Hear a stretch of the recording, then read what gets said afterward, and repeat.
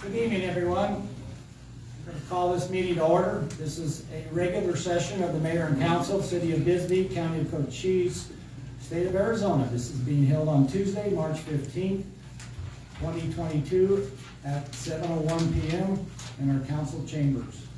Roll call, please. Councilmember Joni Giacomino. Here. Councilmember Frank Davis. Here. Mayor Ken Budge. Here. Councilmember Leslie Johns. Here. Councilmember Mel Sweet. Here. Mayor Pro Tem Anna Klein. Here.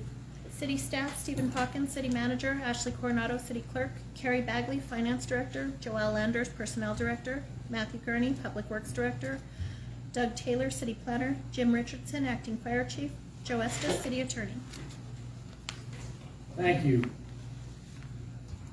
For a moment of silence tonight, I'm going to continue on with what we've seen in the war in Ukraine.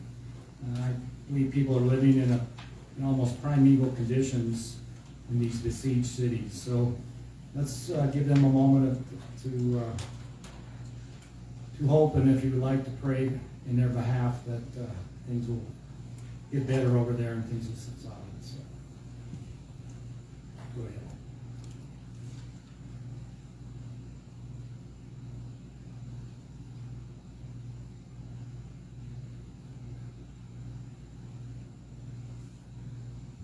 Thank you.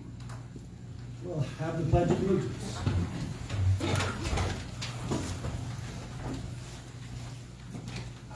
Allegiance to the flag of the United States of America and to the republic for which it stands, one nation, under God, indivisible, with liberty and justice for all.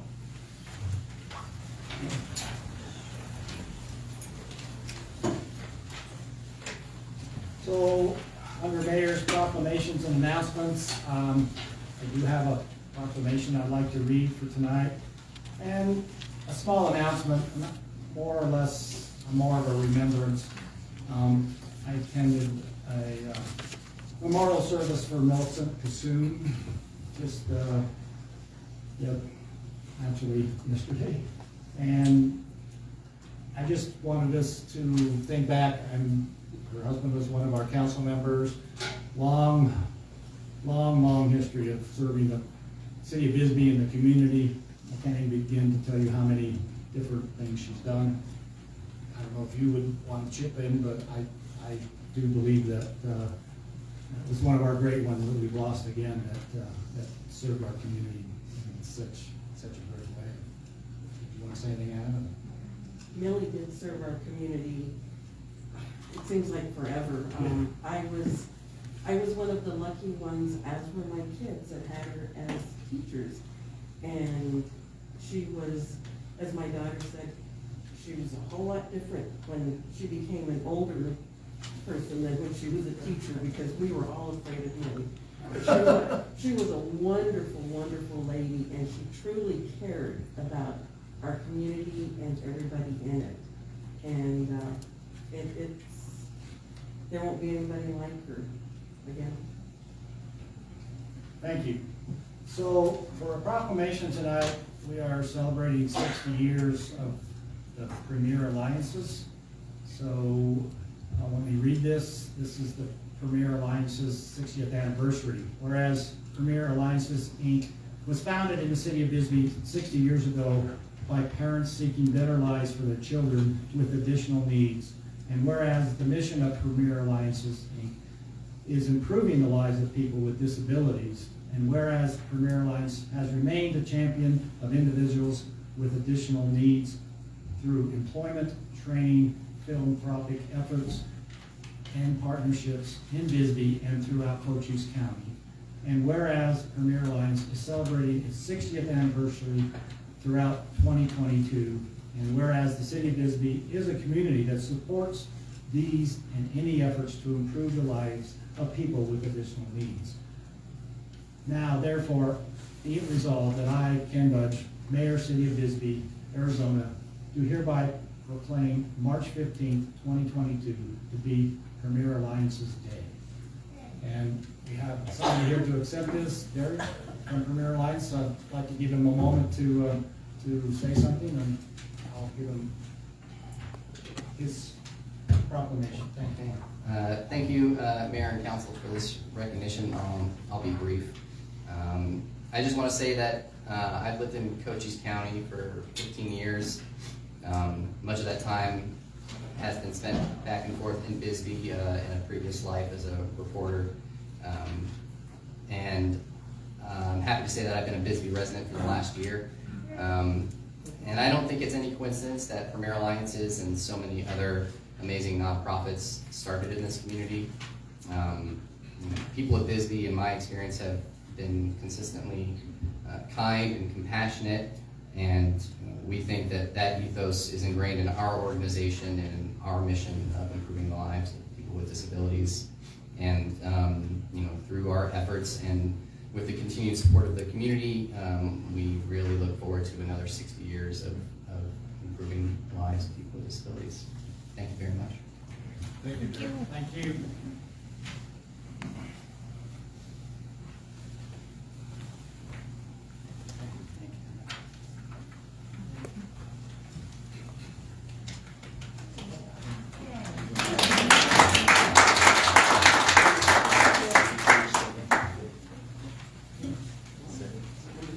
All right. We will go to call of the public. I have Monica Patience, who'd like to come up, just 3 minutes. Good evening, Mayor and Council. I'm Monica Patience, and I live on 206 OK Street. So I'm talking about an APN on 10399-035C. That's adjacent to OK Street, south of Youngblood Hill. It's but I'm going to start with something else. So behind our house, we have a wall failing behind our house on 206 OK Street. This wall is holding up a parking area. The wall is not on our property, but we are going to take care of it. Somehow or other, we're going to take care of it. It has taken both financial and structural planning and guidance from various professionals to come to this decision. So down the street, on OK Street, a part-time resident is going to get a full-time parking place in a very congested area at below market price, $150 a square foot, compared to $5 a square foot for other parcels up for transfer at the same time. The parking lot does not have to go to auction because 3,228 square feet at $1.50 is below 5,000, the limit set for auction. Also, dividing a VPN in the Old Bisbee Historic District should have the approval of the Design Review Board. Originally, this VPN was a 10,980 square feet, January 20, 2022 Planning and Zoning Agenda, scheduled to be transferred for $16,335. Where was the requirement for auction? It was over 5,000. Then it was 12,500 square feet to be divided into 9 sub-parcels, and now it is back to 3,228 square feet. At this back and forth over a period of less than 4 months, according to the standards of the Interior of Historic Places or National Register of Historic Places, there should be planning before implementation. And how was this decided? This lot was to transfer this particular 3,228 square feet. What's happened to the rest of the VPN? So now there's a parcel north of this VPN. That's 147 OK Street. It's an empty lot, and it's in the intersection at OK Street and Youngblood Hill, and it provides most of the parking spaces for the surrounding residents. This parcel is owned by the Byrne Family Living Trust. When the beneficiary of the Byrne Family Living Trust reclaims their property, there will not be many empty spaces left. So in addition, the P&S meeting where this is going to take place, where the transfers, the meeting was mailed out March 1 for a March 17 meeting, and it wasn't timely. Thank you very much. Thank you. I have 2 people here that didn't say whether they were called a public or an item. Mr. Larry's, Stone, yeah, no, I don't have anything to say, thank you. you don't need to, No, I don't need to say anything. alrighty. And Reed's, is there somebody, Kid Reed's? I can't read it.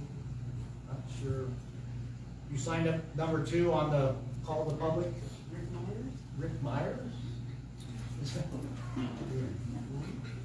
Does anybody remember who signed the second? Oh, yeah, I don't have anything to say. Oh. All righty, sir. Thank you. All right, the other 3 we'll handle on item 6 and when item 10 comes up. All right? Thank you. So moving on, we'll move on to general business. General business will be accounts payable. I move that we pay accounts payable in the amount of $294,592.48, subject to availability of funds. Second. We have a motion and a second to pay accounts payable. Do we have any questions? Just a couple. We'll start with Mel. On page 10, item 7012, I just want an explanation. Gas and wood, Bud Blanchard, 1652 for wood, $1,652. Oh, okay, thank you, good evening. That's in the Queen Mine Fund, Okay, and the Queen Mine, among other things, has a huge hearth in what we call the changing room, or the main room in the Queen Mine tour. It's a wood-burning fireplace, we burn wood all winter, and so that was, he buys multiple cords of wood at the same time. okay, that explains that. Anything else? Yeah, Go ahead. I'll finish then. Page 11, LSTA patio furniture, 1157, account Panier, total of almost $14,300 if you add them all. Yes, that was a grant, it's called an LST grant. It's federal money that was awarded to the Copper Queen Library through an application made by the staff. So, and with that staff, they applied for the grant to buy the furniture for the outdoor sections of the library. So this money is from the grant, not from Right, our it's from the fund. grant, it's not from Okay. the general fund. And last one, I promise. For the Albert Harper, the City Hall building, it says 100% complete, and we're asking to pay him $23,970. Is that, are the prints all complete? I mean, are we ready to pay him 100%? Or? There will be finished drawings on, what's this month, March, 31st March. Okay, so that will be paid after. Okay. All right, thank you. Okay, Jody. Page number 4. Page 4, premix concrete. What was that for $101 for the cemetery? Matt?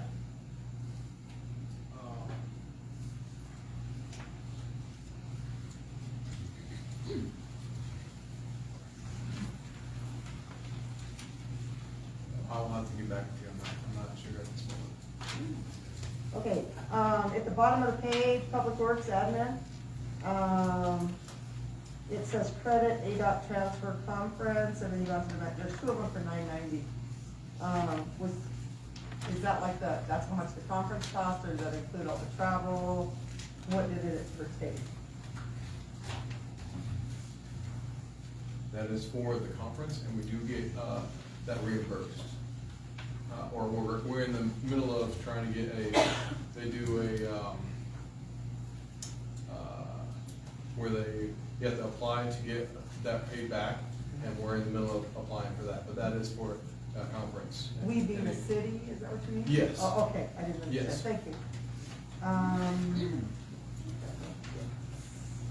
Oh, there's one more line. Page 10, recycling program, brake rotor and brake clean, what was that for? That should have still be said, huh? Sorry about that. That's Page fine. 10, top of page. Napa Auto Parts. Sorry, I got last page flipped around.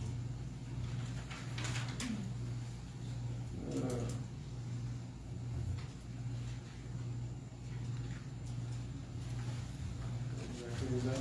It's at the top of page 10 here. It's the fourth one down from the top. First one, recycling. Oh, okay. Oh, sorry, that is for our flatbed truck that, takes our recycling up to, Tucson and Phoenix. Okay, cool. Thank you. Yes. Alrighty, we have a motion and a second to approve accounts paid. Any other comment? Seeing none, we have a motion and a second to approve accounts payable subject to funds of $294,592.48. I second. You already have the motion and a second, I just. Oh, okay. I'm just calling for. a I roll second it before. Roll call. Councilmember Giacomino. Yes, You're good. sorry. Councilmember Davis. Aye. Councilmember Johns. Aye. Councilmember Sweet. Aye. Mayor Pro Tem Klein. Aye. Mayor Budge. Aye. Motion passes 6-0. All right. We're moving on to item 2, which is the approval of the consent agenda.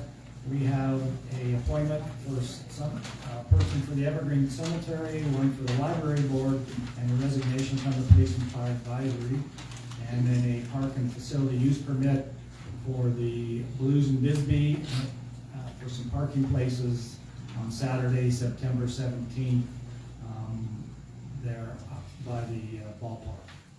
Does anyone have anything they would like to discuss or have? I do 2D.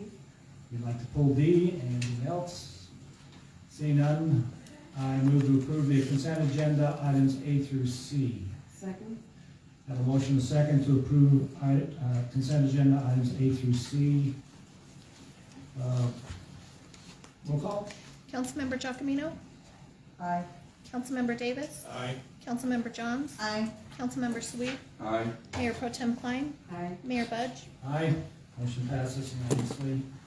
We'll discuss item D. Go ahead, Jim. My question, it's just one question, there's no insurance attached. Did I miss something in another meeting, or what's, usually they have their insurance policy attached, and I don't particularly like to vote on things unless they have that. Does that make sense? Sure. Because it's an event, they should have a copy of their, what is it, $1 million life insurance or whatever. Liability, thank you.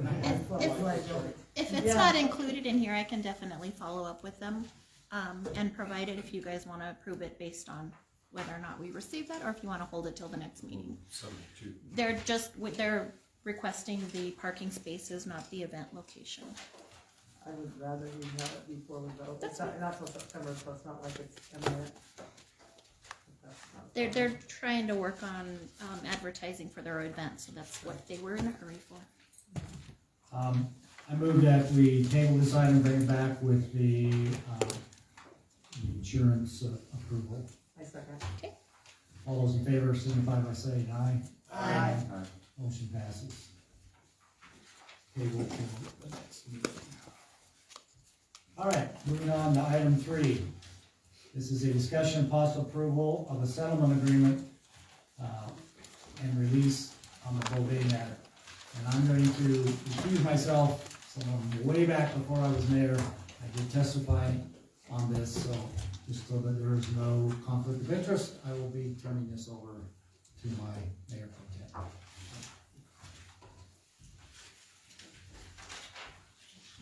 Mr. Estes, will you be taking this item?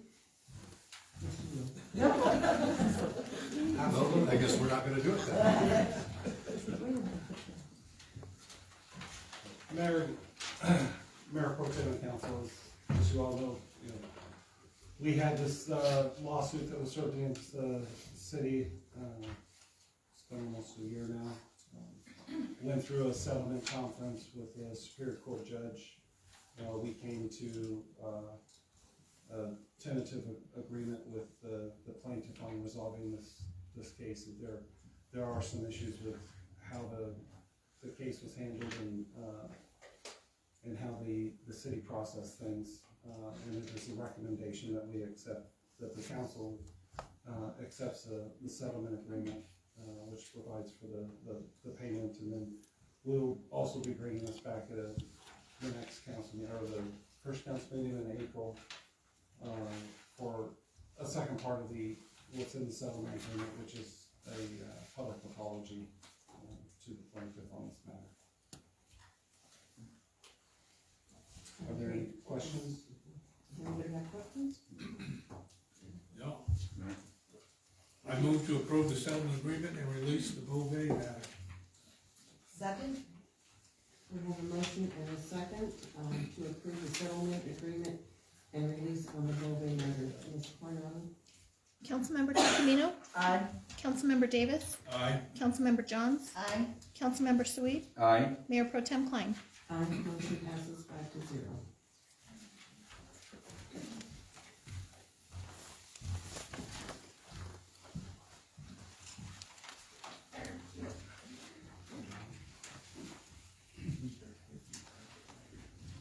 All right. We'll move on to item number 4. This is a public hearing to consider submitting a proposal to the voters to authorize city expenditures in excess of limitations of Article 9, Section 20 of the Arizona Constitution. This is known as the home rule option. Terry, or I'll let City Manager Lockland take this. Thank you, everyone. Good evening.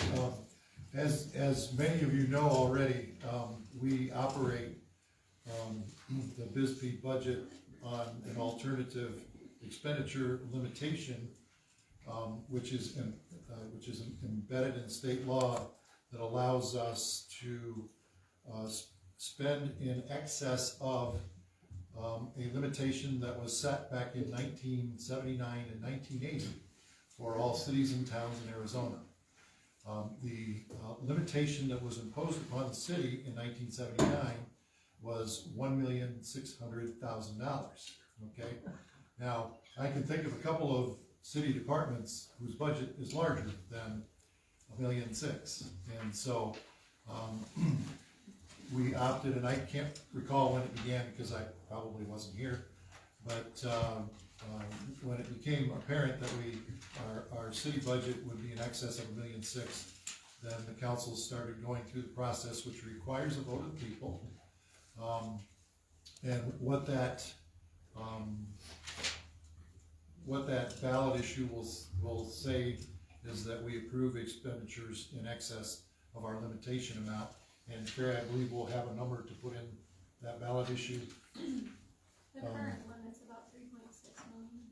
Yeah, so anyway, we plan to put this on the ballot in August, okay, at the primary. We can do that. And so, the law also provides for, public input by way of public hearings. This is the first of the 2 public hearings that state law requires the city to do. And so, at this point, unless there's any questions of me, I'll allow the mayor to open the public hearing. I have a couple questions, real quick. Oh, it's after. Just after. All right, I have to get on my cheat sheet, sorry. Okay. That was an introduction, I'm going to open this meeting as a public hearing on this matter. I'm going to ask if any member of the public is in support of this item. They could come up and speak now. I'm going to ask if there's any members of the public that would like to speak in opposition of this matter. Is there any written communications as of yet? No, from the sir. city clerk? No. Seeing none, I will close this first public meeting. Now we'll have discussion by council. I have 2 questions, actually. This is very similar to the one that affects the schools in Arizona, the cap, and we just had a stroke thinking we weren't gonna get our cap lifted. Is there any discussion in our legislature about either doing away with this or raising the cap to a higher, based on population of your cities? Are they discussing that? So we don't have to do this Well, in a word, no. I don't recall any discussion in the legislature in the last 16 years over whether or not alternative expenditure limitations is even a good idea or a bad idea. They essentially leave it to the local communities. One of the few things that they don't interfere with the local communities. But the law says we have to renew, if you will, every 4 years. So we did this 4 years ago, it was overwhelmingly approved by the voters, and we'll be putting it before the voters again, and hope to have approval again.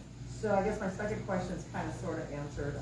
My question was, multiple years, it can only be 4 years though. We can't like renew it for 8 years or anything like that, can we? Or is there no stipulation?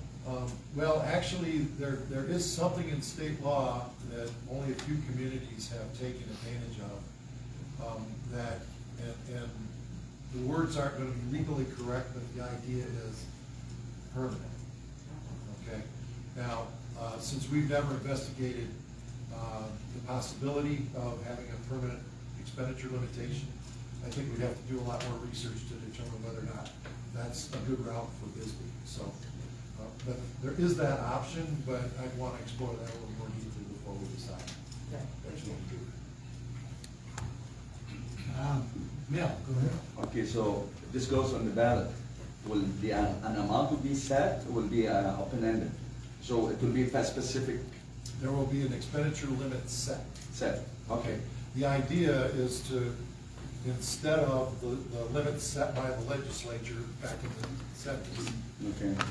we set our own limit with the concurrence of the public. So when we put it on the ballot, it will have an amount that's, okay, okay. So I remember when this came up 4 years ago, and there was a whole push in Bisbee to not vote for this because people thought that our spending was out of control. And a lot of people did vote against it.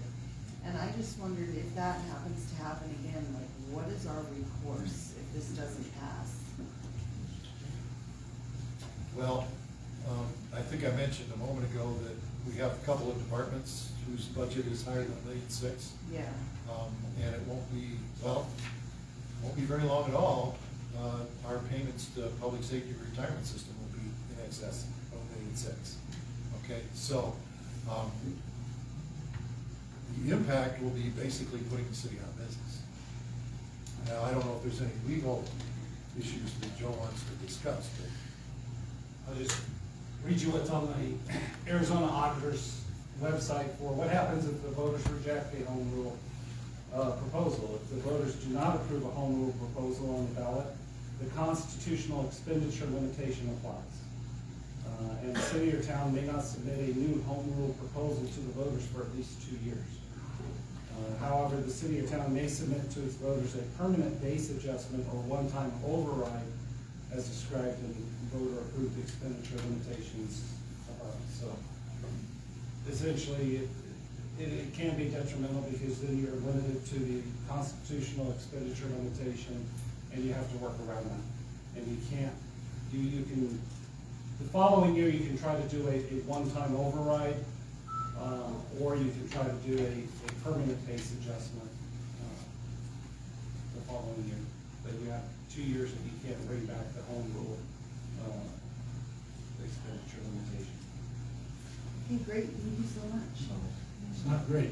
Great that you answered my question. Yes. Yeah. That's all she wants to I know. just- It encourages the council to engage with the citizens and explain the reason behind these statutory requirements and the purpose behind it and what the impact would be if it doesn't get approved and how that could impact the city. What was the idea behind it in the first place? Just was it to keep from overspending, was that what it was? To running them up? I don't know. I think it was some attorney who was sitting in an office who was bored, who said, Okay. no. I think it was originally, it was intended to establish some limitations and some guidelines for expenditures, because that is one of the main things that the citizens want to see, is they want to see a government that is living within its means and living within the, expenditure limitations and things like that. So it is a antiquated process that could be updated, but it's a state legislature, thing that they haven't wanted to mess with it or change it. Basically, you said it's state legislature, so. Enough said. Enough said there, so, yeah, they want to tell us to do everything like everything else, but this one. So, I mean, we will be coming to the voters, at least I will for sure, and I'm sure the rest of the council, to make sure people understand and how important this is, because cutting us to a $1.4 million budget would just basically end it. You would not see things happening like at all. So pretty draconian. So, all right, this will come up one more time for another public hearing, and also then we'll start getting some press on it, and hopefully get the public more aware of it. So, thank you, everyone. If nothing else, we'll be moving on. This will be item number 5. This is a start of a public auction of designated surplus property. This is located adjacent to and west of 104D and 144 Lockland Avenue, and the existing road access to 140 and 142 Lockland Avenue. And I'm going to introduce by Mr. Taylor. Mayor and council, thank you. This is the time and place set for the public auction of the designated surplus property located adjacent to West 104D and 144 Lockland. It is between the Houseman's property and existing access road to 140 and 142 Lockland Avenue. And the minimum bid is $16,700 or equivalent value. So, if there's any other questions from the council, I'm going to go ahead and hold this public auction. Yeah, I have a question. Okay. What is it currently being used as? It's just vacant land. So they're requesting to add to their property, is that what? I believe so, yes.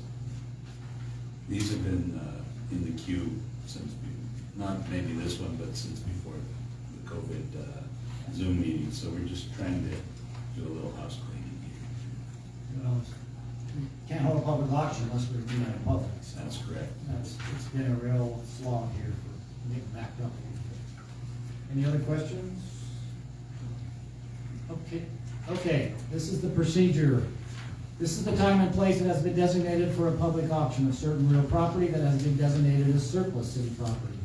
Property that will be offered for sale to the highest bidder consists of approximately 6,708 square feet for the property adjacent to and west of 104D and 144 Lockland Avenue between Ken and Sandra. This means property and the existing access road to 104 and 142 Lockland Avenue. This property is being offered on an as-is, whereas basis with no warranties or fitness for any particular purpose. The city will provide a successful bidder with a quick claim deed to the subject property upon confirmation of the receipt of the required payments. No deed will be issued until full bid amount has been deposited with the city, and any required reimbursement of the application and publication costs have been paid in full. This bid will proceed as a public auction, with each interested bidder having a reasonable opportunity to make a higher bid. If any written bids have been submitted, these will be opened first. If there are multiple bidders, the city will accept more than one bid that meets or succeeds the minimum bid to allow an alternative backup bid in the event that the highest bidder is not able to fulfill all the requirements of the sale after a reasonable opportunity to do so.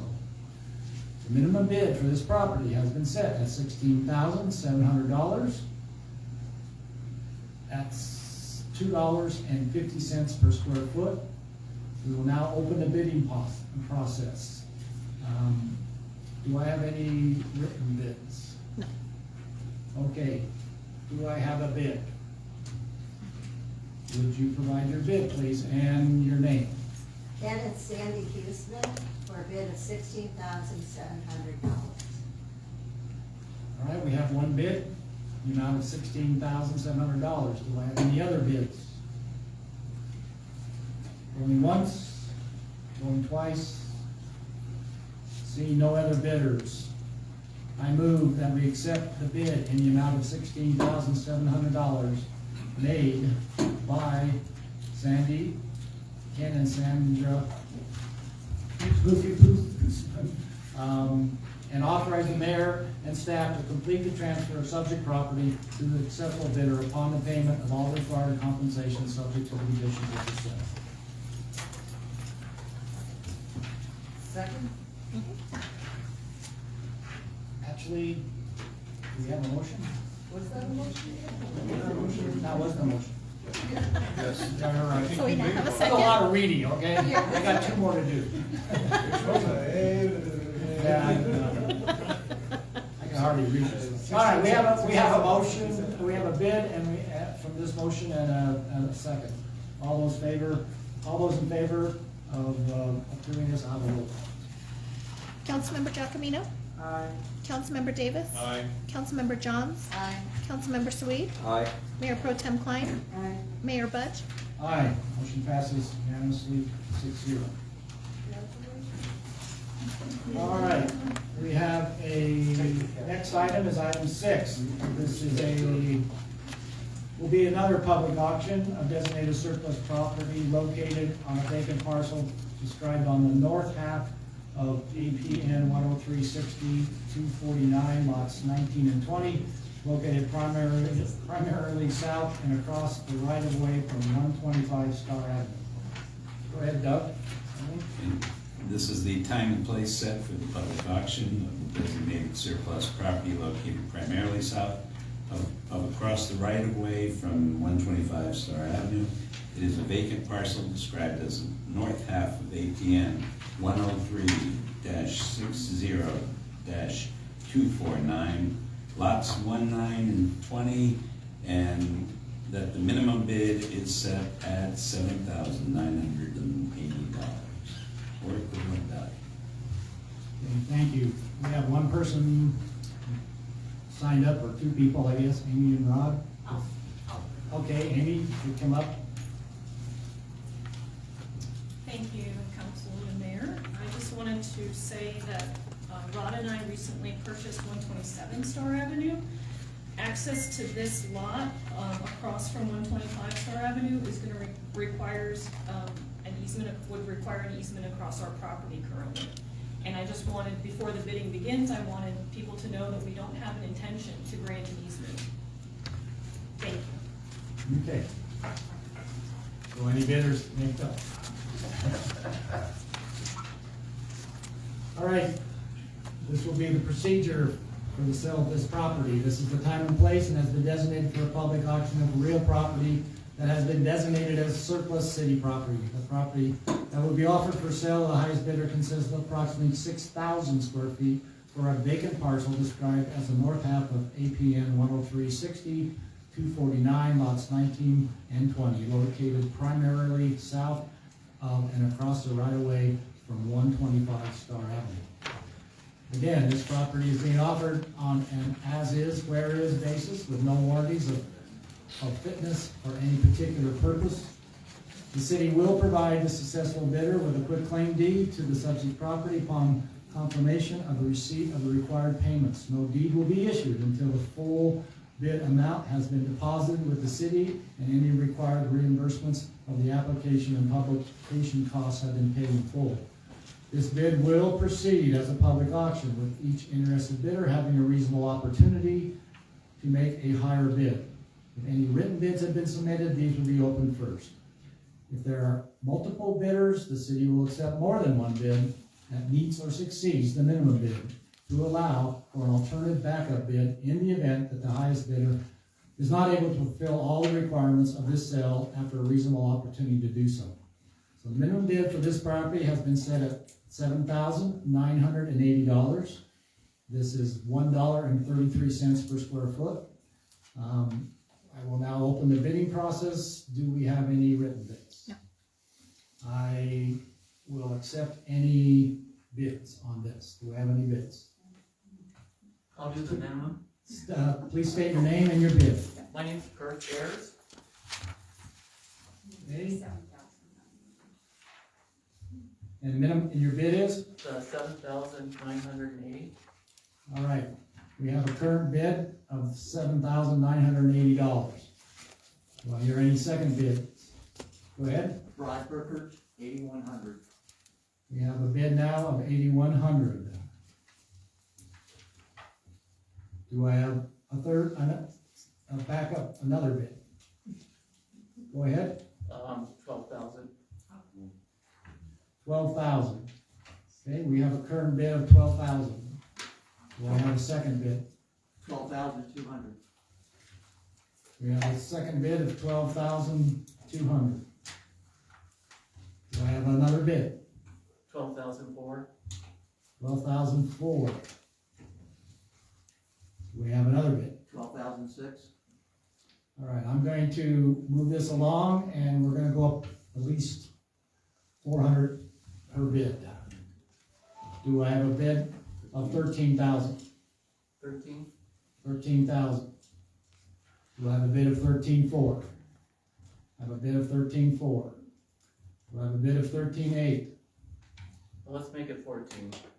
All right, 1,400 it is. 14,000. I mean, 14,000. I'm running out of paper. Do I have a bid of 14,400? You do? I have a bid of 14,400. Do I have a bid of 14,800 or more? We have a bid of 14,800. Do I have a bid of 15,200 or more? 15,200. 15,200. Do I have a bid of 15? What's? In 500, it's Well, easier. Okay. We're already at 15,200. I'm going to get that up to 15,600. 15,600. We have a bid of 15,600.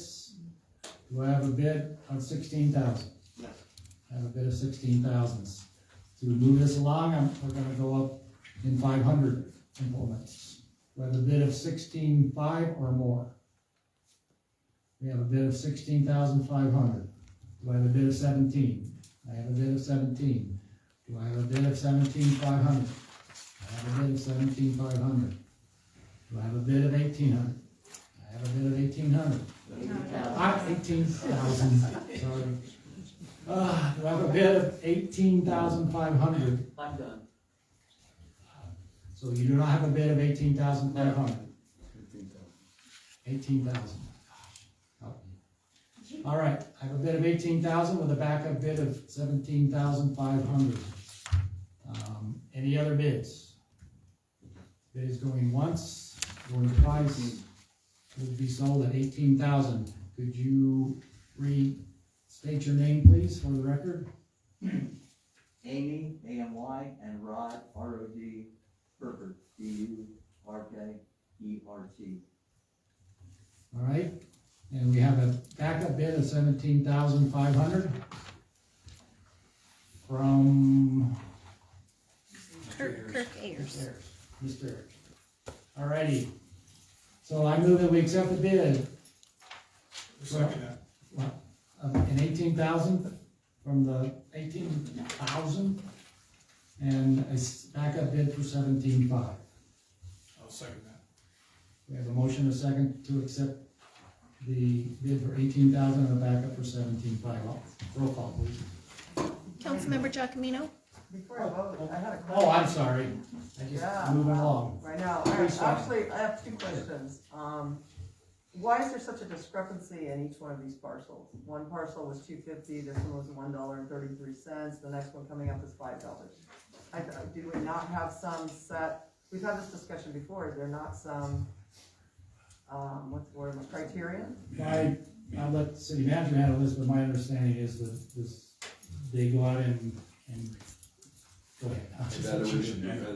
To some degree, okay, and this is not an exact science, To some degree, we seek the advice of local real estate professionals to determine that.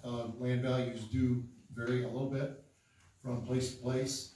Now, keep in mind that these have already been through a process that's already come to you one time before to determine whether or not you wish to sell the property, and there was a recommended minimum price put to you at that time, which you approved. So this was a pre-COVID application, and at that time, in the opinion of the real estate professionals, $1.33 was the correct starting price. So I can assure you that that might be the last one you see. Okay, so these others were post-COVID possibly, or during COVID? Yeah. Okay. Yeah. I do have one other question. Okay. Kurt Ayers, hopefully I didn't butcher that name. No, that's good. Paid the $300 to have this set forth, yet he did not get the bid. Is he gonna get that $300? We haven't been doing that now. It's a public bid process. Okay. However, you still have the final authority to determine How so? And, I mean, that's, how do you do that? by act of council. By voting no. You can be in So the if I motion. vote, but that, You can vote no You and can have it re- in the motion. You can request that the mayor amend the motion to refund the $300 application fee if that's something you'd like to ask the mayor to do. okay. Yeah, cause it just doesn't seem fair that, you know, someone else does the footwork. And then, and I'm not knocking, I mean, everybody has the right to bid, but it just doesn't seem like a fair process. No, in the opinion of the staff, I think that would be the right thing to do. Okay. I am requesting that you amend that if you can. Sure. So underneath this, we actually said that the deed will not be issued until a full bid amount has been deposited. The city's required reimbursements and application and publication costs. So we will refund it, application costs, based on to the person if he did not win the bid. Thank you. I have a question. Okay? Well, I wasn't here when this was set pre-COVID, and the prices in Bisbee have gone up 10 times maybe. Why didn't we go back and revisit and adjust the prices to what the market now Well, these three have requires? already been voted on by the council. But couldn't we have gone back, Mayor, and revisit this? Because I think the city probably will lose it, I think, on this. The potential of more, of getting more. Because this was pre-COVID and prices, you all know how prices have gone up. I think that's why you saw the bidding price go from 7,000. Maybe it should have been, maybe the minimum should have been a lot less, I mean, a lot more. I would turn to council on that because I believe that the ramifications of promising someone a price and having approved it may outweigh the simplification of adding some dollar amount to it. I'm all for having a standard price. That's my. What I'm not, and what Steve was saying, different area require different prices. That's well known. We have, but we should have gone back and revisit the minimum. and we rather have. than We did last November. We changed it to $5 a square foot, but these were not in that queue. And Go ahead. if I could respond to that, the process was delayed because of the city, not because of the applicant. So you can't hold the applicant, the individual who's looking to purchase that property, you can't hold them responsible for a change in market value because we delayed the process. Okay. It's not like they delayed the process and said, no, we don't want to do this until after this date or something. It was the city because we felt that because of COVID that we didn't want to do public biddings. So we hold those prices because we're the ones that delayed that. Now going forward, you know, you do it in a timely manner. These are a few exceptions because of COVID. This has never happened before, and that's why you see that. Thank you. I think this is an anomaly, and we're just trying to get catched up and do it, and I really think the market in the end spoke. Yeah. Okay. I agree. So, any other questions? There is a motion on the floor and a second. Roll call, please. Councilmember Giacomino. Aye. Councilmember Davis. Aye. Councilmember Johns. Aye. Councilmember Sweet. Aye. Mayor Pro Tem Klein. Aye. Mayor Budge. Aye. Motion passes unanimously. All right, this is item number 7. This is one more public auction. This is public auction of designated surplus property located adjacent to 348 Williams Avenue, a vacant parcel described as a portion of APN 103-6266B. Go ahead, Doug. And I will just repeat what you said there. And this is the time and place set for the public auction of the designated surplus property located adjacent to 348 Williams Avenue, a vacant parcel described as a portion of APN 103-60-266B, and the minimum bid is $6,000 of equivalent value. All right. This is the procedure and what will be following for the surplus of city property. Please bear with me. This is the time and place. It has been designated for the public auction of certain real property that has been designated as surplus city property. This property that will be offered for sale to the highest bidder consists of approximately 3,000 square feet for a vacant parcel located as a portion of APN 103-60-266B. The remaining city-owned portion of lots 10 and 11 located adjacent to 348 Williams Avenue. The property is being offered on an as-is, where-is basis with no warranties of fitness for any particular purpose. The city will provide the successful bidder with a quitclaim deed to the subject property upon confirmation of the receipt of the required payments. No deed will be issued until the full bid amount has been deposited with the city and any required reimbursement of the application and publication costs have been paid in full. This bid will proceed as a public auction, each interested bidder having a reasonable opportunity to make a higher bid. If any written bids have been submitted, these will be opened first.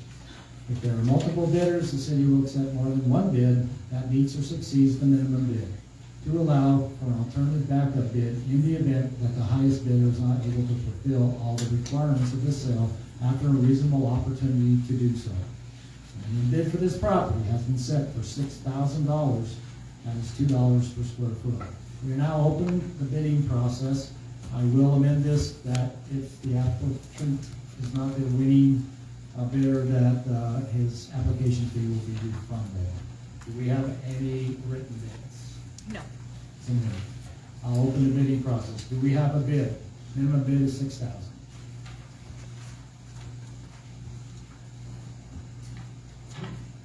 Seeing none at this moment, I'll offer 6,000. Okay, you name, sir, and so. Larry Stone. Okay. We have a bid of 6,000. Do I have any other offers? Another bid? All right. Going once, going twice. All right. We'll be settling on, I move that we accept the bid in the amount of $6,000 made by Larry Stone and authorize the mayor and staff to complete the transfer of subject property to the successful bidder upon the payment of all required compensation subject to the conditions of the sale. Do I have a second? Second. I have a motion and a second to sell the surplus property amount of $6,000. Roll call, please. Councilmember Giacomino. Aye. Councilmember Davis. Aye. Councilmember Johns. Aye. Councilmember Sweet. Nay. Mayor Pro Tem Klein. Nay.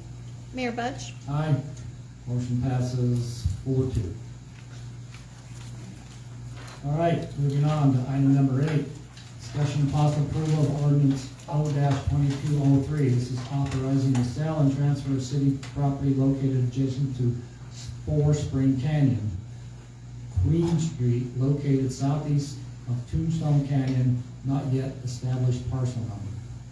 Go ahead, Mr. Taylor.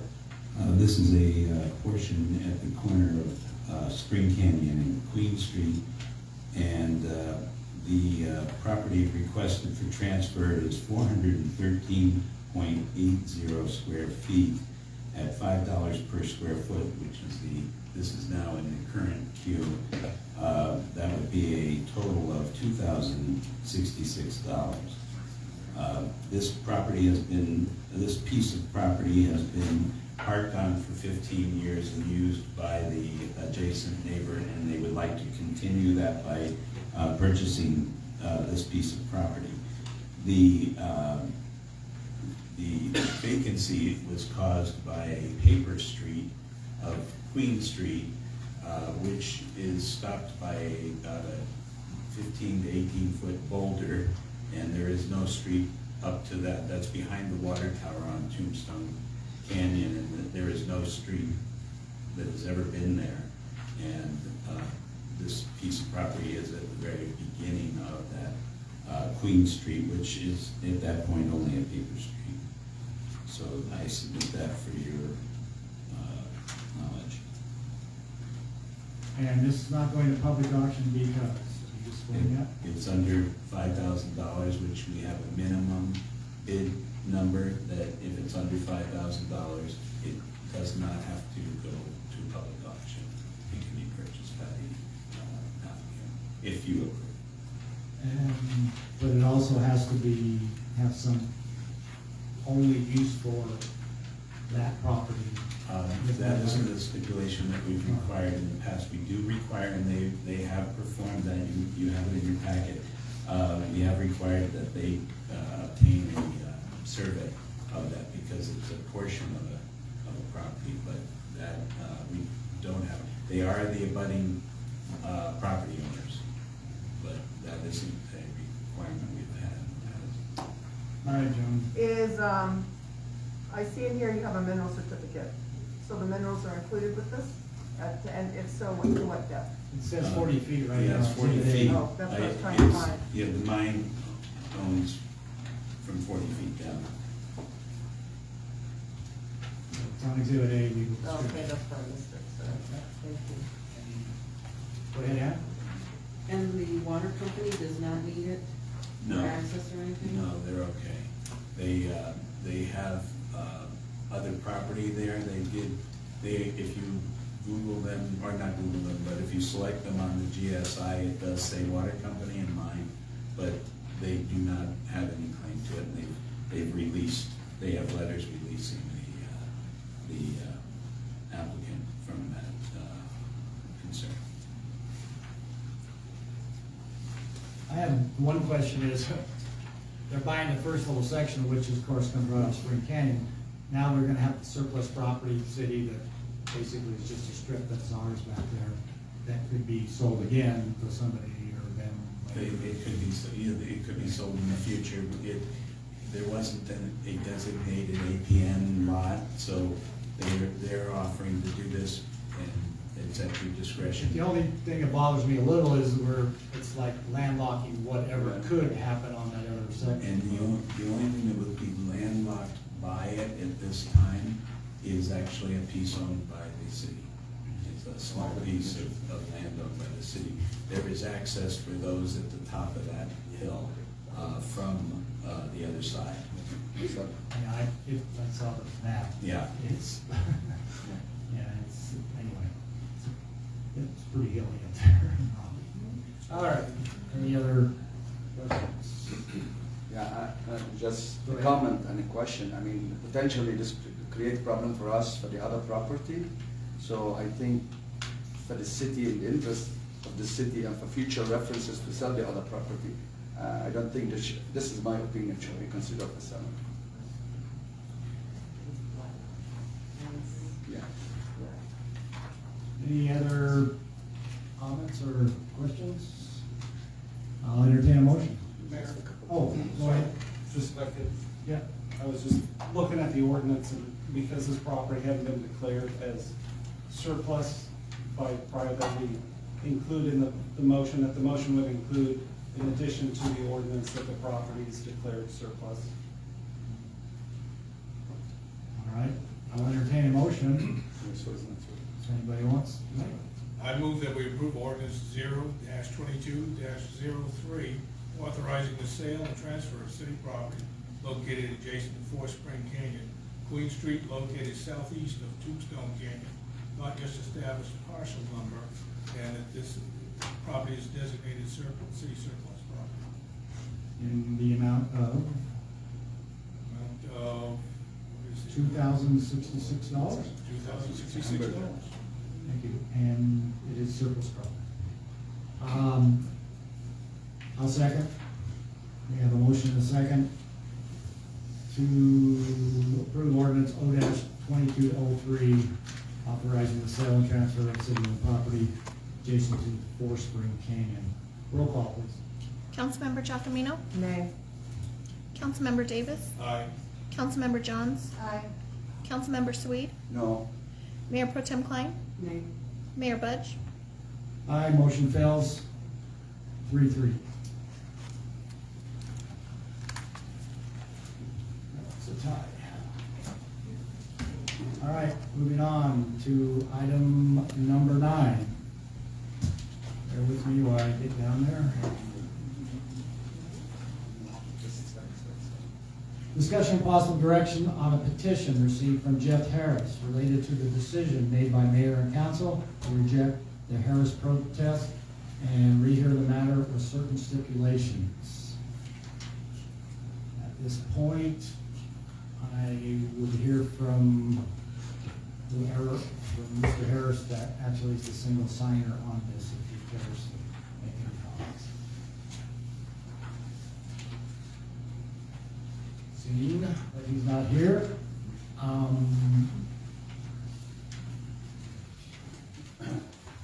I guess I would say that he's been given this fair opportunity to be heard. Was provided with all the we were provided with all the written arguments. We looked at his appeal, listened to it, and I believe that this time, I don't feel like there's any action that needs to happen on this petition. I'll open it for discussion if anybody feels like they would. Any other council members? All right, then, I don't think we need to take a motion, do we, Joe? Normally, I think we would make a motion to place the petition on file. Okay. I'll make a motion to place the petition on file. I'll second. We have a second. Motion and second to place the petition on file. All those in favor signify by saying aye. Aye. Opposed, nay. Hearing none, unanimous 6-0. All right, now we're moving on to item number 10. Item number 10 is another petition. This is from Peyton. This is related to the parking and road designation up by the Iron Man. I have 2 people signed up to speak to this, and so I'll hear from the public right now, and then we'll open this up among mayor and council. Peyton, would you like to come up and have your 3 minutes? Thank you. My 3 minutes. Well, first of all, I want to thank the mayor and council for letting us talk about this issue. I know the county owns the property, so it's not really your review or whatever about that disputed area, but I think it is in the city's best interest to try to hold on to some of the parking. I read in the paper that Councilman Frank Davis had asked whether the businesses had been informed about this or asked their opinion, and it was stated that they weren't. So I'm here just to state my opinion. I can also speak for Banshee. So I'm speaking for Banshee and for High Desert Market, that our customers use that parking and that they add to the sales tax revenue that goes to the city. And that we all rely on tourism for our businesses in Old Bisbee. And I feel there is already a shortage of parking and of restaurants, everything to help accommodate that situation. I don't know if you all are up there or aware of the congestion, the amount of people, the strain on all of this. Anyway, and limiting that parking or taking that away would make it more difficult for all of us. was just hoping that the mayor and council can, amongst yourself, find some plan to take to the county that would mark that area. So we could, because as sitting there always, I mean, being across the street, I see the traffic flow, and there's no marking. It would be great if we could mark them, that there'd be stop signs, and we could try to hold on to some of the parking and also accommodate whatever it is that the county wants to do, or whoever wants to do it. Okay? Okay. All right, thank you. If you walk over to the clerk's desk, there's a set of maps there that I'll be talking about later. Okay. Take a look at. And another Cato. I'd like to. Go ahead. Thank you, Mayor and Council. Cato Daly, Ward 1. I support what Peyton says. I think it's, that parking there is really important. I don't know how many of you have been up there on a weekend, but it's packed. And if that parking got taken away, it's really gonna be a huge impact on the businesses of that area. So if there's some way that the council can work with the county to try to be able to, you know, like Peyton was saying, address the needs of the county as well as addressing the needs of the city. Personally, I'd be very happy because then I'd have parking so that I can eat High Desert Market and Tweez and Banshee. So, thank you. Okay. So, I'm gonna call Matt up here for a minute. I didn't know if anybody from the county came. Yes. Okay. Thank you. This is county property for the most part. Let me make my little speech here. I wasn't here when this first plan was approved. I happened to be on vacation that week. And then, of course, the petition came in and we're required to, of course, hear it. And the more I studied the cross-section of what the county is proposing, I started coming up with a couple of things that I didn't really feel good about, and I'll tell you why. And it isn't just about the parking, but it's also about the movement of traffic and the safety of it. One reason we changed the whole Clausen Avenue to where we now turn and come straight into Main Street was so that it would be a T, so that you have line of sight looking at whatever's coming at you. And it seems like since we've repaid Main Street, our speeds are a little higher, and so it's very important to know you have those lines of sight. Now, this, of course, the plan puts you in at angles again. I don't know about you, but I'm getting older and it's getting harder and harder for me to look over my left shoulder and out through the windows to see what's coming at me. And I would much rather have something that may be more a T located. That's my personal feeling. The second issue I may have with this plan is that I know what I've seen as speeds, and since there's only stop signs on one side of this cross or this intersection, I know just from experience of being around and be quite honest, riding my Vespa everywhere, that these people are going to come up Tombstone Canyon, turn that left, and just, there's no need to stop, and they're just going to go straight up Quality Hill all the way. And what bothers me is that, you know, now the county has got their additional parking on the church. It says that there's county and court parking. That's where all the people are going to be crossing to get to the courthouse. And the speeds there at least need a four-way stop there to make people slow down and then start to proceed forward from that point. So that's a troublesome on this with me. So I went up personally, I took my tape measure, that's what I do, and I measured from the base of the wall below the fountain down to the Ironman. It's about 102 feet. I made up this little plan. I mean, bear with me, please, because this is what I can do on my computer with my little mouse. Just as an idea of having two separate streets, one that, of course, goes up to Quality Hill, the other one heads up to Ledge. And maybe if the county would want to, they could provide that first 60 feet, they could put at least 4 parking places in there, and then we would go to single parking after that so that the width would narrow.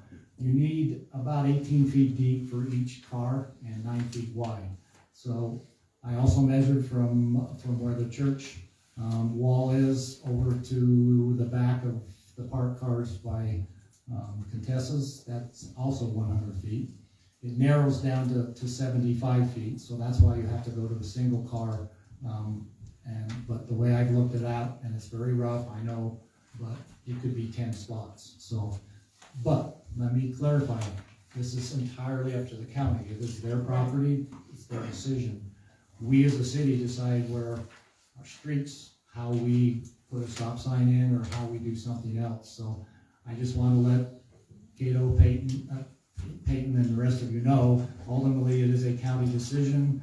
I'm willing to work with them if they're willing to work with us to see if, I mean, when this cross street was originally like this way back when, I mean, that's kind of how it's been years ago. We didn't have Banshee, we didn't have High Desert, now we have Tuies. And so it becomes very, very much busier. Everything's moved up from Main Street. I do want to mention that we are adding 4 spots below the new street that we put in. That's something I talked to him about. So we've got 4 additional spots there, and we're going to fix some spots down by the lower crosswalk by Castle Rock, and maybe gain 2 or 3 there. So, you know, we're going to eke out everything we can as a city. It's our responsibility. So, all right, I'm going to leave it to Matt and let the county speak, or I'm just opening this up for a discussion. See now. what they have to say. You want to hear from the county? Yeah. Would you like to say anything, or? I think. Or what you've heard? Jackie, we'll have Jackie, she's the county engineer. Yeah. And she is the one that designed, Jackie Watkins, Mayor and Council, Jackie Watkins, County Engineer. Why the county did this is just that there was so much parking up there, it's a safety issue. And I understand that, yes, needs to be parking up there, but to having the 2 streets like you had, you know, the 2 streets, that doesn't comply with any traffic engineering standards, because you have 2 traffic, and you have 2 traffic lanes, or 4 lanes really, because you know the 2-lane traffic, and then you're parking in between those spots. That's not a safe spot to tell someone that, yes, you can park here, but it doesn't meet any design standards. So that's why, for safety reasons, that the county did this. And we can look at aligning it so that you're not, you know, turning all the way back. I mean, this was a concept, we would do field adjustments once we're out in the field actually laying out the plan. But okay. The way I saw it was just like on Main Street, we have parking, you have to back out into traffic in order to park. I didn't think that having parking places that backed out into these 2 lanes was some infraction. So that was just me and my weekend aware. one thing with that is, with this, you have traffic on both sides. You don't have a sidewalk to go to that's right next to your vehicles. That's where the infringement is. All right. So it'd be more like a parking lot where you don't have a real street. All right, we heard from them. I'm going to start down there and work my way. Okay, I guess it's a twofold previous question. If I remember correctly, when I was young, as you go down Tombstone Canyon, you have a building that used to be Cartwright's Insurance. Both sides of the street used to be parallel parking. Could we not alleviate the issue by taking both sides of the street back to parallel parking? Because is one still parallel on the left going down, or is it, what's that other one called when you park straight on? Oh, you past the Iron Man? Yeah, I'm going down. Yeah. I just drove past the Iron Man. On the left side, there's that big gray building. Yes. Is that parallel right there? No, Yes. It's angled. It's angled. Okay, so what's parallel? Oh, on the left-hand side, it's I'm gonna angled. Okay, that's where I'm getting my And- parking. Why can't we go back to angled on both sides of the street? Because that street is wide right there. I mean, to a point, you could pick up from Screaming Banshee, you know, where they're, you know, obviously they have their patio, right past their patio in front of those homes, until the safety there, you could pick up 5 to 6 spots there if you went angled. There's not enough room. We've measured that, because we've tried that when, before we paved, when we had changed those to angled parking, And then when we paved, we did the measurement on that. There's just not enough to get the right angle to make that parking. That's something we were exactly trying to look at. We did add parking, when we put in that crosswalk down by the old chocolate factory. Just on the other side of that crosswalk, we added that parking along that rock wall, that didn't used to be there, because it used to be, just only like 4 feet. Now, we can actually have four vehicles. So we added those 4 there, and also the 4 right next to the closet. We are adding as we did this, plus the angle parking we did on the north side of Tombstone Canyon. So the one you're talking about right there past the chocolate, last time I saw it, it was painted red, is it still? On the other side of that, and that painted red is gonna be going away, and we're gonna be changing that. Okay, yeah, because to help that's, that. I question that every time I go down, so I'm like. Yes, that's something we're We can kind of stay on the, Yeah, on I'm the sorry. Iron Man one. Oh, yeah, sorry. Okay. So, okay. Any, All right. do you have any questions or comments? So I agree with you, Mr. Mayor, I'd like to see, this is what I was thinking myself way back when, do what you've drawn, put their parking. No, like, again, it's, like I said, it's really up to the county. I just wanted to come with some alternative that we might be able to do. And for reference, if you can see right above where the Iron Man is, you'll see the blue lines that make that triangle in where the intersection is. Right. Pretty much on the bottom part of that triangle is pretty much where the county line is. Property goes down to.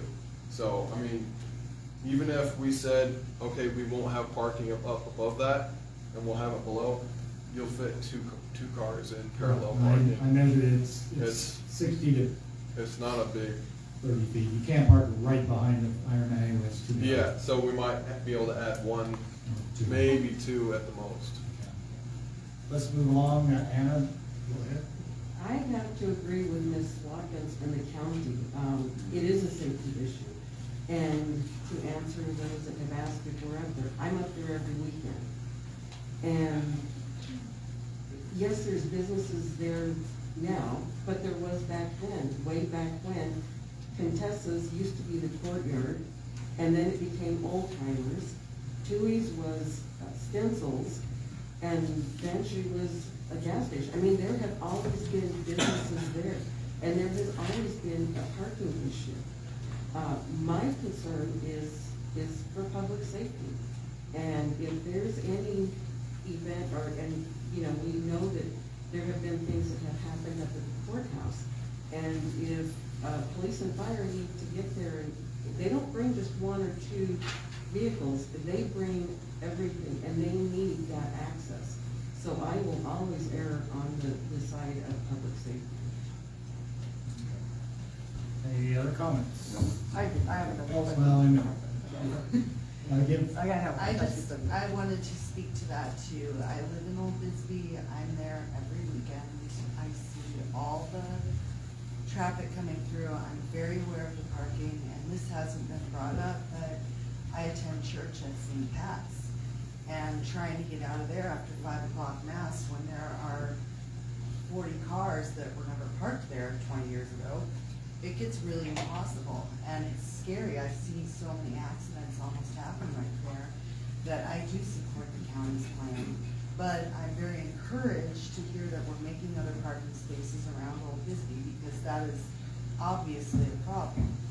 So if we could continue along that vein, trying to find little parking where we can, I really think it would be in our best interest to eliminate that parking between the Iron Man and the courthouse. Okay.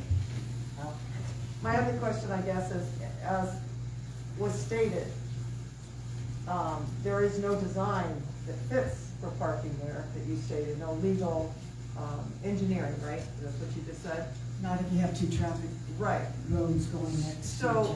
would that not put us at some kind of liability if something happened there? Not only us, but the county, if we went ahead and did some different design that did not fit into an engineering blueprint, and then something happened, now we're at liability because, well, it shouldn't have been done that way in the first place, because it doesn't fit into any traffic engineering scheme. Would that possibly be a possibility? That's a possibility.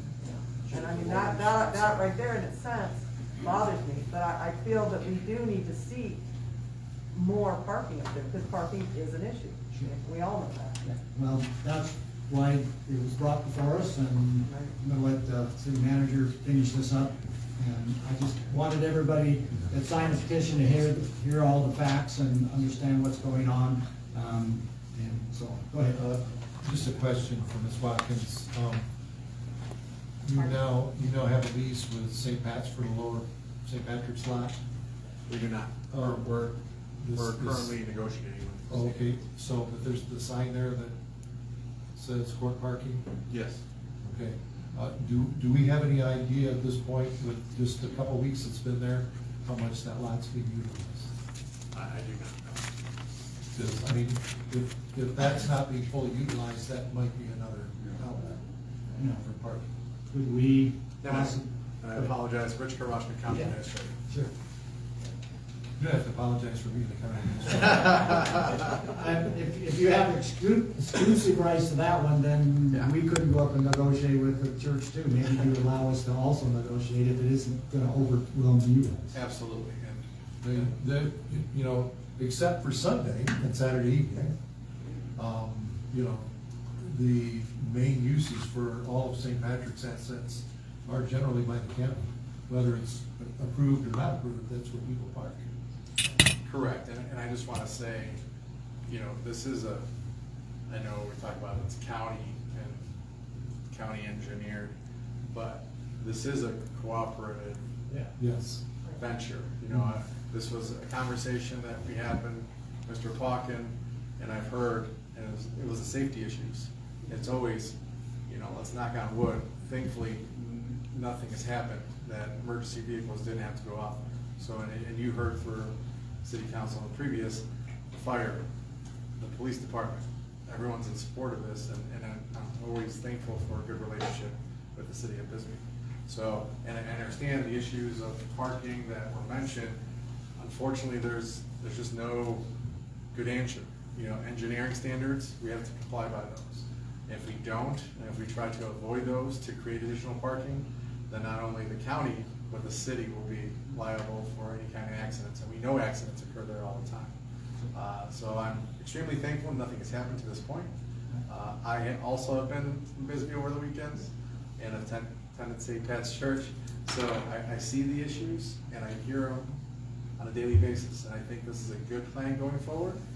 And yes, you know, finding additional parking and additional locations and speaking with St. Pat's, you know, to negotiate some sort of agreement, I think that is a very good idea. Yeah, if you wouldn't nix the idea of us also talking to St. Pat's, and maybe we can share that also at some time. We have cooperatively talked with St. Patrick's before, and I'm sure that we can do it again. Yeah, or I can include you in the current conversations. So. If you would, I'd like the administration to do that work with you guys. Sure. You have something, Joe? Always. Not always. Never. I just wanted to follow up on Councilmember Giacomino's comment. There is a state statute that provides liability protection for municipalities and government entities when roadways are designed according to engineering standards, because that's what happens. If you design something that doesn't meet engineering standards, then you open yourself up to those potential liabilities. So I think we pretty well, hope we've answered your questions and let you kind of know what the situation is, and we will work hopefully maybe with St. Pat's and we'll move forward and wherever else we can nick out here and there for extra parking for it. I mean, the reason this is back before us is because it was a petition and we needed to hear it, and I appreciate your time to show up and listen to all our sales and everything. But one more comment? Yeah, just one more comment. And I know that there's probably some degree of difficulty involved in this, but there is a fairly substantial piece of land that's in private ownership that's right near Castle Rock. Oh, yeah, oh my wish. And I've thought for years, as I go by there on my way up to church on Sunday, how nice it would be to have 20 or 30 additional parking spaces at that location. And, well, and, you know, I've always been told good luck, but nobody's ever tried. Yeah, we have. Not since I've been around. Maybe it's time to try again. All right, we will work, and thank you for your time, and with this petition, we'll ask that the administration work with the county on a possible shared use of St. Pat's Lower Law. Thank you, Mayor, thank you, Council. Thank you. Thanks, Rich. All right. Well, moving right along to item number 11. This is a discussion and possible approval of a contract of services with Hilton Burdick and Audit Services for fiscal years 22 through 26. Ms. Bagley. No one wanted to stay for Carrie's presentation. That was kind of rude.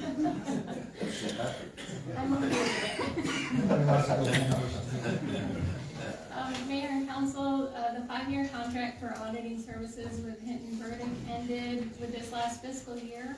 An RFP for auditing services was posted and 3 companies responded. The pricing was very closely matched, but as stated in the RFP, the decision would not be based solely on lowest bidder. Other factors such as qualifications, experience, and prior performance would be considered. The city manager and I recommend Hinton Burdick for an additional 5-year contract. Staff has enjoyed working with the team at Hinton Burdick and appreciated the knowledge they have provided us to continually make improvements and stay compliant.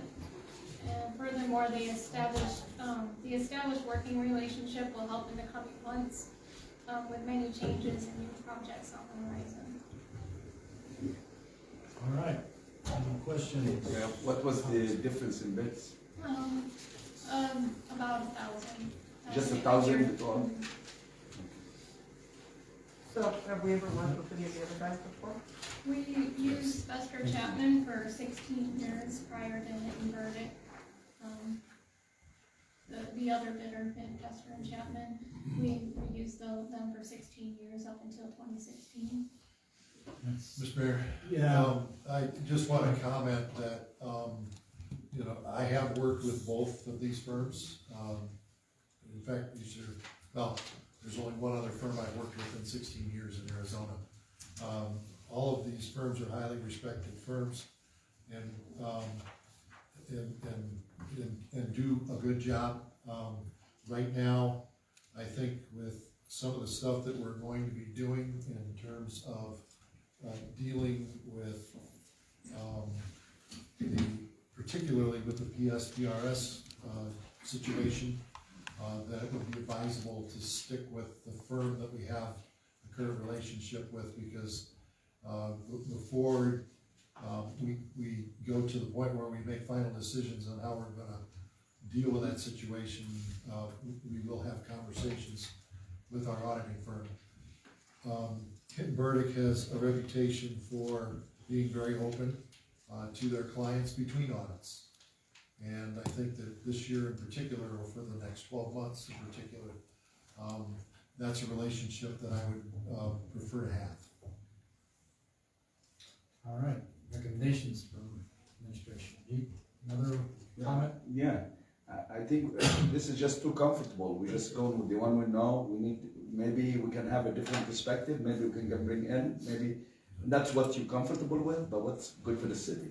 Well, I think from my perspective, my level of comfort right now is what's good for the city. Carrie mentioned that we had Fester and Chapman for 16 years.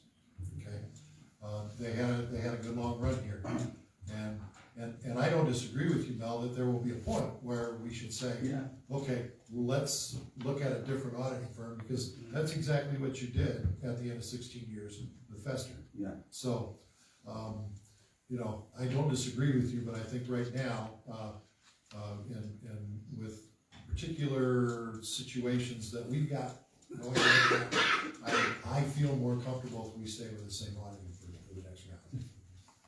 And the price difference though, I mean... It's like $650. No, if you go the years 22, 23, 24, and there's Henry and Horn from Tempe. I see they are like in 2026. The current firm charges $45,500. They are at 42. There's about $3,000 difference. I mean, that's the years. If you go look at the difference here. I mean, and I don't disagree. I mean, Steve, this is a conversation we have to have. It's good also to bring what we call a different eyes that helps you and helps the city, because sometimes we get too comfortable in the situation. And for me, it's just a question we need to look at. Okay. Any other comments? All right, I support Burdick. I mean, I was here for Festival of Chapman for all the years. I was on council for 7 years, and I saw their reports. I've seen the new ones now from our new ones, and I'm, to be quite honest, I like the newer, the ones we have now. So that's my comment. Do I have a motion? I move to approve a contract with Hitton Burdick P. LLC for audit services for fiscal year 2022, 2026. Second. I have a motion and a second to approve item number 11, contract services for auditing services. Roll call, please. Councilmember Giacomino. Aye. Councilmember Davis. Aye. Councilmember Johns. Aye. Councilmember Sweet. Aye. Mayor Pro Tem Klein. Aye. Mayor Budge. Aye, motion passes unanimous 6-0. All right, moving on. Item number 12, this is discussion possible approval and update of job descriptions for administration, finance, community development, and library departments. Joelle. Good evening, Mayor and Council. Tonight I have the next group of departments to present to you and to discuss. All of these job descriptions were reviewed and updates are being presented to you. This evening we have administrative, finance, community development, and library.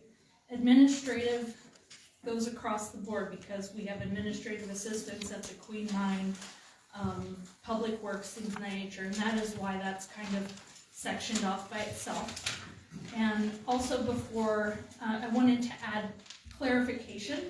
So as the personnel director this evening, I'm addressing the job descriptions, a number of which were considerably outdated, some as far back to 2006. There were information that I feel is beneficial to have there with reasonable accommodations, essential function verbiage. A number of those items were not included on our older job descriptions.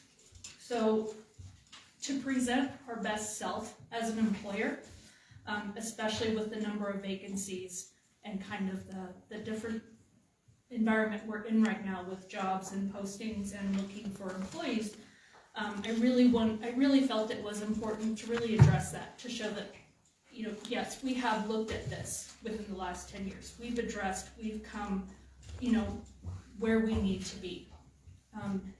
And yes, there's fiscal impact.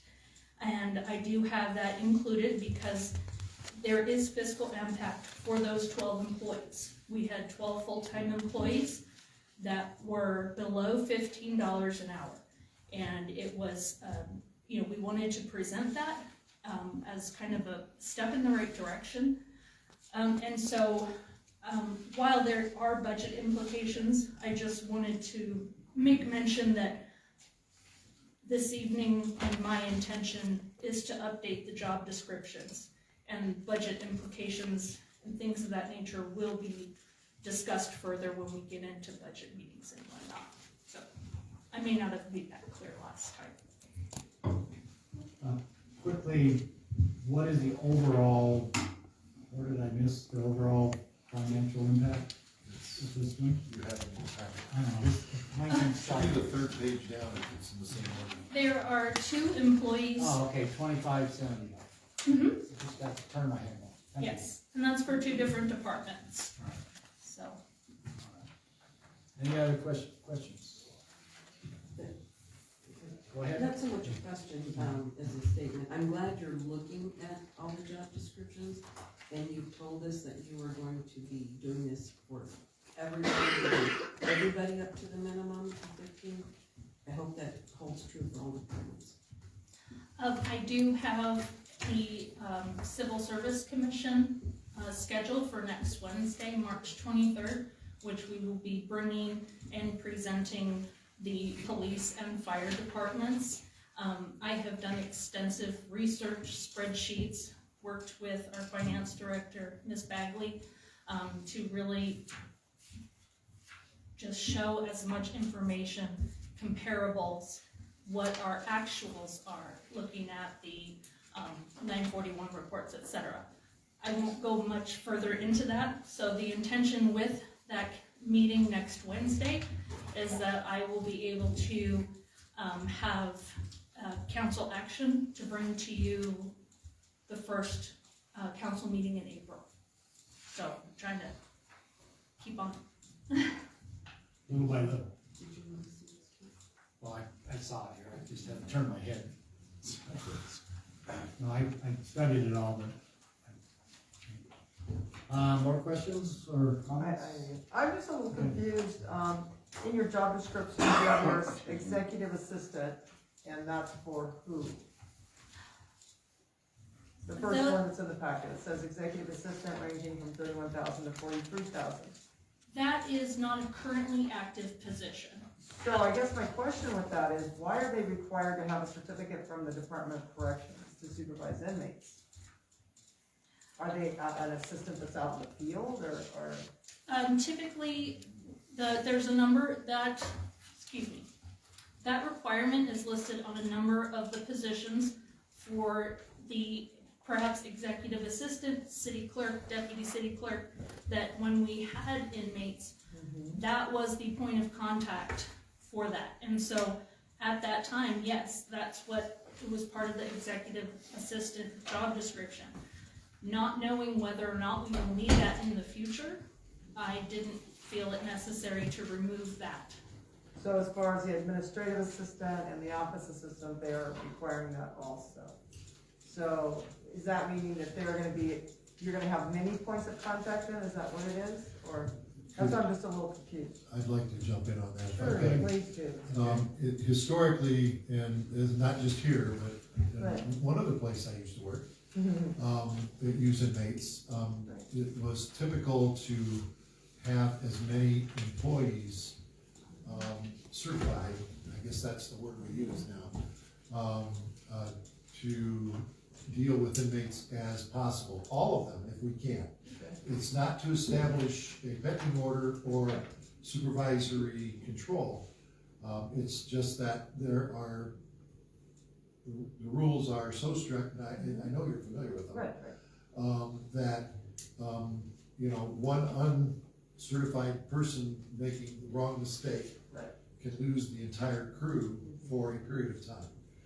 We attempt to minimize that by making sure as many employees as we can get to the training table as we can, so that lessens the possibilities that those missteps will be taken. So with that said, since you have this deputy city clerk and finance for us to approve, why is it not added in there also? Does that make sense? Those two do not have the certification. And if we're gonna approve these job descriptions, and that's the goal, which I totally agree, you should have as many as possible. Before we approve these, shouldn't those also include having that certification? Well, if I might, there's a difference between a requirement and Well, it just says education, actual experience, and certification. Yeah. I mean, it's listed in the other ones, under education. These two, it's not, that's why I'm questioning it, why? So we're gonna train them regardless, the question is it a requirement? Right, it just seems like And it. that came out, this is how they came out of the civil service. Right, but I mean, it just seems like maybe we should modify it and include it because, the others, and these are more higher level, I guess, I don't know. It just seems odd that they don't and the others do. If we're looking at that as our end goal, maybe with all these new ones that we are looking at to approve, they should all be included in there now instead of having to come back later and redo it again. Does that make sense? It does, and I think that is why every job description we do have, it covers duties as assigned. Right. Whether education requirement is the correct place for that, I can. So let's just read that, So. And then you don't have it for your building inspector. And that, I find that kind of odd because I would think he might have, that's not the word I'm trying to say. He may utilize, dailies, or whatever you call it, prison. Let's just run it by the Civil Service Commission. Right, I will follow up, thank Yeah. you. Thanks, John. That's fine. One more, go ahead, Ann. So then could we possibly add may require certificate? There's that may and shall. Oh, you're looking at him, aren't you? I'm looking Yeah. at You can put what you want. He's the shall guy. Yeah, shall may. But if we say may require, then that wouldn't be a hard cut requirement, but may require them at some point in time. The council shall make the decision.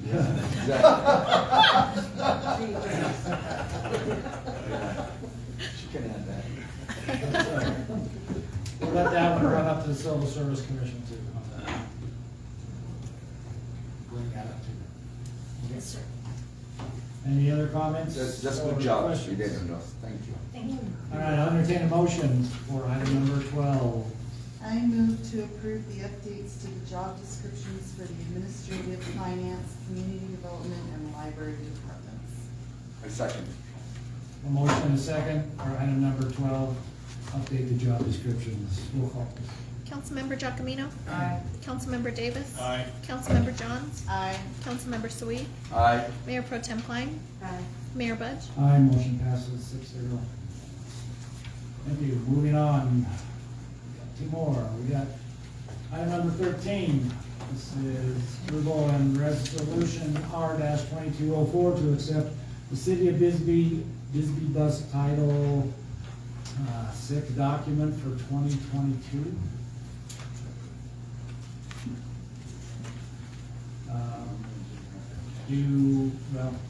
This is, Mayor, if I might. Yeah.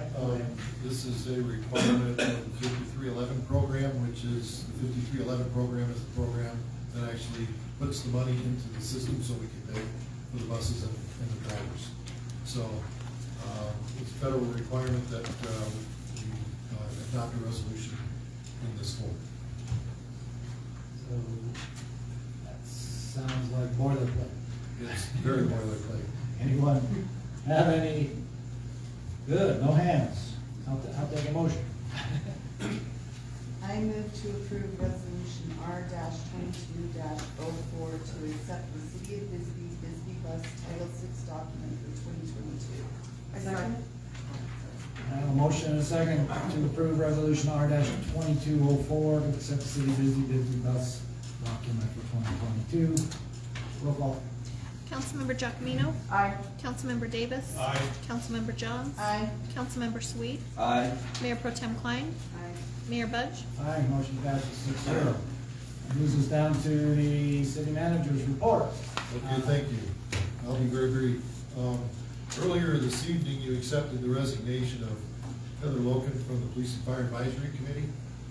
And the reason that you accepted her resignation from that committee is because she has been identified as the next visitor center manager for the city of Bisbee, and she will be starting first week in April. Where is she gonna be located? She's going to be located at the Queen Mine Tour until we can identify a more suitable location. We are currently negotiating with a Main Street building owner to attempt to move the visitor center up there, which I think everybody will agree is a better location. But we ran into some snags in the process of negotiations. The snags on their part, not on ours. And, so we're all very anxious to ramp this thing back up. So there's that, and also, and this turns out, we thought it was a major thing, it turned into a minor thing. We received a notice from APS today that there's one of the 16 line items on your electric bill is called a power supply adjustment, and that pays for fuel and power. I don't know what the rest of it pays for, because I thought the whole thing paid for power. Anyway, for their power apparently, and it's going up 0.0004 cents per kilowatt hour. Now, we thought that was going to be more drastic than it turned out to be. But since we do receive approximately 25 different bills from APS per month for our various city operations, we think it's probably gonna, we thought at first it might impact us by $1,000 a month or so. Turns out it's probably gonna be like 250. You know, any increase from APS, of course, we don't like, but I just thought it would be a good idea to get that out there, so that if you see a substantial difference in your APS bills on the accounts payable register, that will be the explanation that we give you for it. So, Mayor, that's all I have. Just, you get the chance to ask on the first, You can't Heather. You can't ask. You can? No, because it's not It's not there's agenda not a specific specific. agenda item, it's just a report. So we can't have Okay. discussion on it. But- You can talk to him after. I'll the talk to meeting. you. Come by and see me. Yeah, we'll talk. Okay, I know, we'll have to go into a session again. I'll entertain a motion to. I make a motion to adjourn. Second? Motion. I know, he gets away with Adjourn. things. We can All ask those in him. favor signify by saying aye. Aye. Opposed, nay. Ayes have it, we are adjourned. Thank you, everyone.